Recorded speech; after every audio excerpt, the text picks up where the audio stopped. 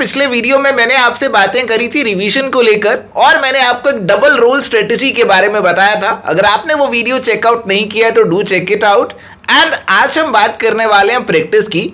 जैसे जैसे आपका एग्जामिनेशन नजदीक आता है आप प्रैक्टिस करने लगते हैं। हर कोई आपको एडवाइस भी देता है कि प्रैक्टिस करो, एमसीक्यूज करो, प्रीवियस ईयर क्वेश्चंस भी करो, बट बहुत सारी प्रैक्टिस करने के बावजूद भी कई बार हम अपने गोल को अचीव नहीं कर पाते।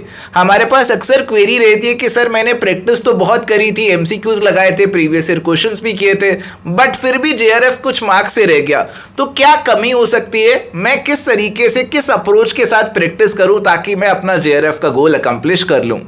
देखो, अगर आप प्रैक्टिस इस सोच के साथ कर रहे हो, अगर आप मॉक टेस्ट या प्रीवियस ईयर क्वेश्चन इस सोच के साथ लगा रहे हो कि ये वाला क्वेश्चन अगर दोबारा से पेपर में आ गया तो मेरी बल्ले बल्ले हो जाएगी और मेरे को आंसर अब याद है, मेरा आंसर मैं सही मार्क करके आऊंगा, तो जनाब ये वाले अप्रोच से आप अगर प्रैक्टिस कर रहे हो तो ऐसा होने के चांसेस बहुत ही कम है कि as it is ditto question वहां पे रिपीट हो जाएगा। ऐसा होने के चांसेस आपके स्कूल कॉलेज लेवल में जरूर रहते होंगे कि जो आपको टीचर ने क्वेश्चन बताए आपने वो करे और उसमें से आ गए और आपका पेपर पास हो गया। But this is a competitive examination which is being conducted not for selection but for rejection. यहां पे आपके सिलेक्शन बहुत कम है और रिजेक्शन बहुत ज्यादा है।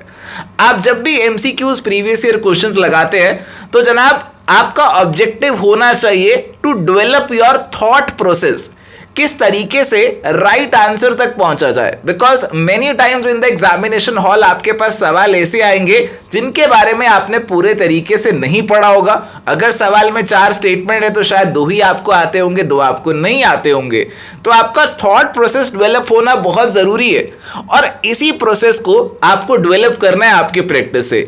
ऐसा ऑब्जेक्टिव नहीं लेकर चलना कि याद कर लेते हैं कि क्या सवाल आ रहा है और क्या इसका आंसर होगा। तो ये वाला जो स्ट्रेटेजी है, ये वाला जो अप्रोच है, ये फेल हो जाएगा क्योंकि याद करने की एक सीमा है, एक लिमिट है। आप एक लिमिट से ऊपर याद नहीं कर सकते हो। वैसे भी याद करने को बहुत सारे फैक्ट्स हैं, बहुत सारे ईयर्स हैं, ऑथर्स के किताबों के नाम है, बहुत सारे सेक्शंस हैं याद करने वाले। क्या क्या याद करोगे? क्वेश्चन के आंसर भी याद करोगे क्या? आपका ऑब्जेक्टिव प्रैक्टिस का होना चाहिए कि मेरा थॉट प्रोसेस डेवलप हो, how to arrive at the right answer. ये वाला अगर जिस दिन आपका डेवलप हो गया ना, और ये प्रैक्टिस से ही डेवलप होगा, इसका कोई शॉर्टकट नहीं है। जैसे जैसे आप प्रैक्टिस ज्यादा करते जाओगे तो अल्टीमेटली आप एक इस स्टेज पे पहुंचोगे जहां पे आपको एग्जैक्टली कंसेप्ट नहीं भी पता, but still you will mark the right answer.